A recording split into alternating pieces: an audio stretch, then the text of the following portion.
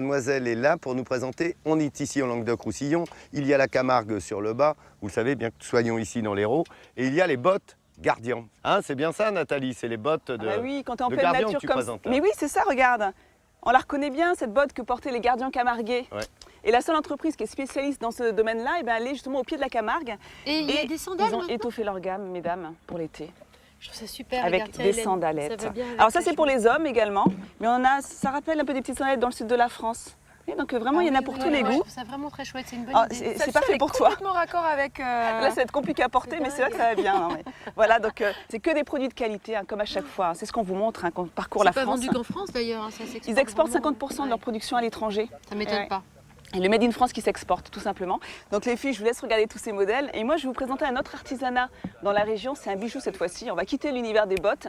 Le grenat catalan, c'est cette pierre rouge sanguine qui se transmet de mère en fille depuis des générations. Et au pied du mont Canigou, eh bien, on a une famille, la famille Privat, qui est spécialisée dans ce domaine-là et qui a même inventé une technique avec un petit émail que l'on met sous la pierre pour refléter la lumière dedans, pour la magnifier. Et c'est ce qu'on va vous montrer tout de suite. Regardez. Au pied du massif du Canigou, à 40 km de Font-Romeu, nous voilà dans le village de Prades. Et voici son panneau traduit en catalan, comme un clin d'œil à un produit de luxe de la région. Mais ici, il ne s'agit pas de mode, mais d'un trésor conservé sous haute protection.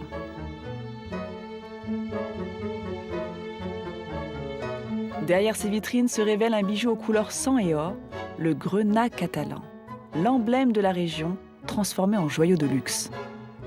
C'est une découverte, je ne connaissais pas, je suis passé devant et je suis venu voir et j'ai découvert un bijou qui me plaisait, que je vais offrir à ma femme. Et quoi de mieux pour un bijou qui se transmet de génération en génération que d'être conçu et réalisé en famille. Chez les Privat, voilà donc Henri le fils, Sandrine la belle-fille et Jérôme le papa. Juste à côté du magasin, tous les bijoux sont réalisés à la main dans ces ateliers. Pour la première étape, direction l'espace du lapidaire. C'est là qu'Henri va façonner le grenat, cette pierre semi-précieuse aux vertus magiques. Alors nous, dans la région, ce qu'on disait, c'est que c'est une pierre qui donne beaucoup de confiance. C'est vrai qu'on dit aussi que c'est une pierre qui donne de l'énergie. Un peu d'énergie et pas mal de confiance en soi, ça tombe bien. C'est aussi ce qu'il faut à notre artisan pour mettre en forme ce caillou encore brut. Une pierre fine importée d'Inde et de Madagascar qui va petit à petit être affinée sur cette meule.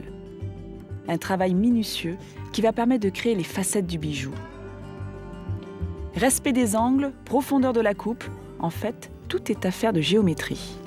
Ça rappelle un peu, quand on était petit, là, on prenait les compas avec les cercles, on faisait un rond, 2 ronds, 3 ronds, on avait la fleur, on avait ci, on avait ça. C'est un peu pareil. Hein. 1 heure de travail plus tard, pas moins de 60% de la matière brute a disparu. Il ne reste plus que le cœur du grenat avec sa couleur rouge sombre. Une fois que la taille de la pierre est terminée, il faut ensuite en faire un véritable bijou.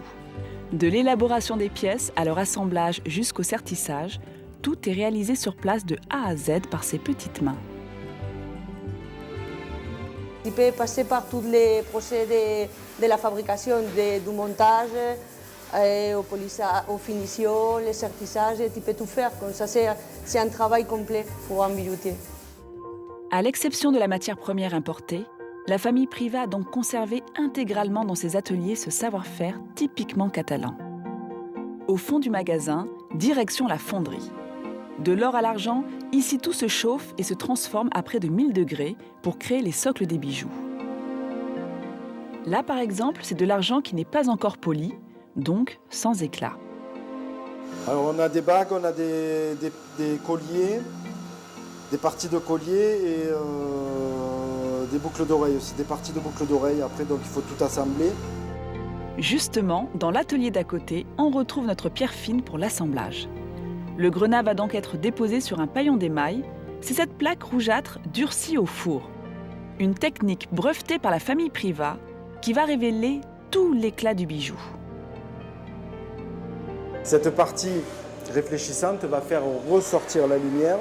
Et en fait, c'est au moment où la lumière va traverser la pierre, mais de l'intérieur vers l'extérieur, que ça fait ressortir toutes les couleurs de la pierre. On fabrique le bijou comme si c'était un miroir. Dans cette famille, la joaillerie est un art qui se transmet de père en fils depuis 1945. Jérôme, l'historique de la maison, n'est plus très loin de la retraite, mais garde toujours un œil attentif sur le travail du fiston. Bon, on se transmet des savoirs de père en fils et on essaye toujours d'aller vers des techniques qui sont de plus en plus poussées et qui nous permettent aussi d'avoir une meilleure qualité, ça c'est évident. Et Henri a innové pas mal de choses dans notre établissement. Il faut savoir, je crois, laisser la place de temps en temps aux plus jeunes. Avec le sourire, le maître n'hésite pas à reconnaître que l'élève l'a quelque peu dépassé. Résultat, aujourd'hui, ce bijou traditionnel catalan innove dans le style et dans les formes et s'exporte outre-Atlantique.